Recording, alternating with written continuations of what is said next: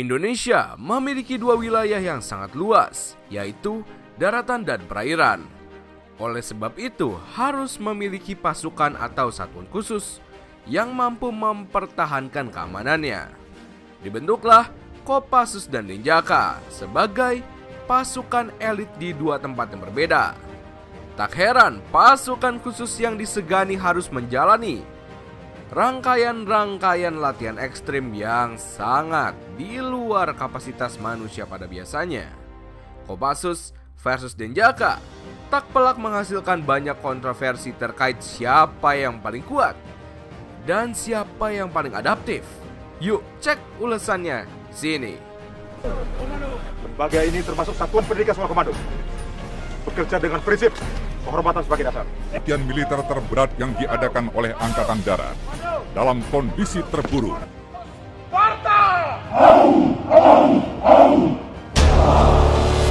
TNI Angkatan Darat Indonesia jadi salah satu pasukan yang kuat dan disegani di mata dunia karena memiliki Kopassus.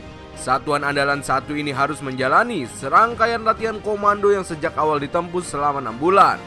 Meskipun sebagai anggota yang menjalankan misi di darat, tetapi nyatanya latihan mereka meliputi berbagai area, mulai dari perang hutan, buru senyap, dan survival yang mencakup latihan rawa laut, survival laut, dan lain-lain. Tepuk tangan yang meriah.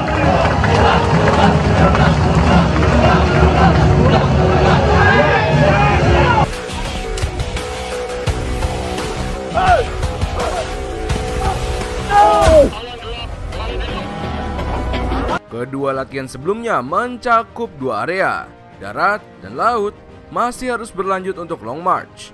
Ketangguhan Kopassus versus Denjaka ini jadi salah satu hal yang paling mencengangkan, karena pasukan khusus TNI Angkatan Darat juga dilatih untuk ahli pendaratan serta terjun.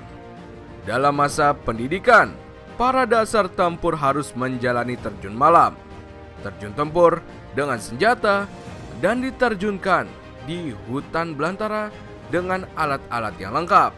Sungguh menjadi tantangan yang mengerikan bagi anggota Kopassus dan Denjaka di bagian kekuatan, ketangguhan, dan niatnya. Seperti itu.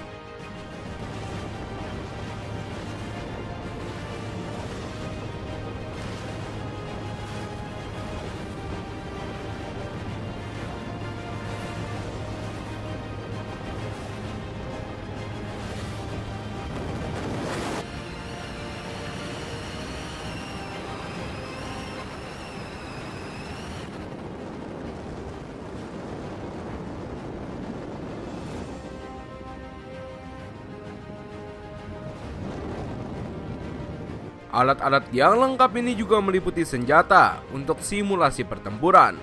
Peluru yang dipakai cukup tajam sehingga seringkali merenggut korban. Tak jarang siswa meninggal di area pertempuran karena kecelakaan atau kelelahan.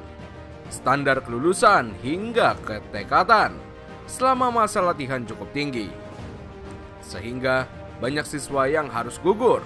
Bagi siswa yang memiliki fisik kurang atau mental lemah, dipastikan tidak akan bisa bertahan selama masa latihan. Sebegitu ketatnya pelatihan menjadi salah satu anggota Kopassus atau bahkan Denjaka. Tak hanya perlu mengamankan wilayah daratan, perairan Indonesia juga perlu satuan khusus yang menjaganya. Dilabeli sebagai hantu laut, Denjaka menjalankan serangkaian latihan yang bisa dikatakan sebagai latihan mengerikan. Tak hanya melatih fisik, tetapi juga olah pikir yang mengharuskan mereka menjalankan taktik khusus selama masa operasi. Oleh sebab itu, satuan khusus ini harus memiliki fisik dan mental dengan kemampuan di atas rata-rata. Apalagi, terkadang mereka harus berlatih di bawah laut. Tentu menjadi medan baru untuk ditaklukkan. Belum lagi, keamanan di bawah laut tidak diketahui. Banyak hal yang tidak diinginkan di sana. Penyeberangan dengan meluncur pada tali untuk melintasi medan yang sulit. Kita berikan aplaus yang meriah. Kopassus versus Denjaka tak perlu diragukan lagi mengenai ketangguhannya karena dua satuan ini mampu berjuang di wilayahnya masing-masing. Denjaka sebagai gabungan Kopaska dan Taifib Korps Marinir TNI Angkatan Laut jadi salah satu andalan. Pasalnya, selama masa pelatihan 9 bulan, mereka dilatih untuk berhasil bertahan hidup di darat, laut, dan udara. Dengan begitu, setiap misi dapat dilakukan dengan baik dan loyal meskipun tertangkap oleh musuh. Jadi mungkin kebayangkan seberapa ngerinya Denjaka ini. Mereka bukanlah pasukan sembarangan dan musuh pun harus takut dengan mereka. Satuan anti-teror laut ini menjalani serangkaian pendidikan para dan komando dengan dilepas di hutan hanya berbekal garam. Bekal ini diharapkan dapat dipakai untuk bertahan hidup hingga masa pelatihan di area tersebut selesai. Menariknya, satu prajurit elit ini diklaim memiliki ketangguhan fisik setara 120 prajurit biasa. Kopassus versus Denjaka memiliki keahlian berbeda karena Denjaka pernah menjalani latihan gabungan bersama US Navy SEAL. Jadi kebayangkan seberapa profesionalnya Denjaka ini.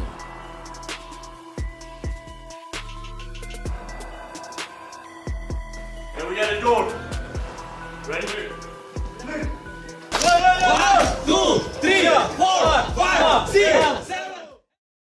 Memiliki pasukan khusus untuk amankan negara, Indonesia melengkapi satuan tersebut dengan latihan dan senjata canggih.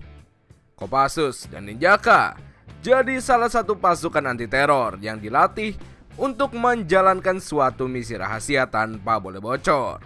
Tak hanya itu, mereka juga dituntut tetap bungkam saat tertangkap oleh musuh. Bagi siswa yang menjalani latihan atau pendidikan harus memiliki fisik dan mental kuat agar dapat bertahan hingga masa itu berakhir. Dan sekian ulasan hari ini tentang Denjaka dan juga Kopassus. Kedua-duanya sama-sama kuat dan juga pertahanan bagi negara kita tercinta, negara Indonesia. Sekian dulu video kali ini. Terima kasih telah menonton. See you next time. Salam komando.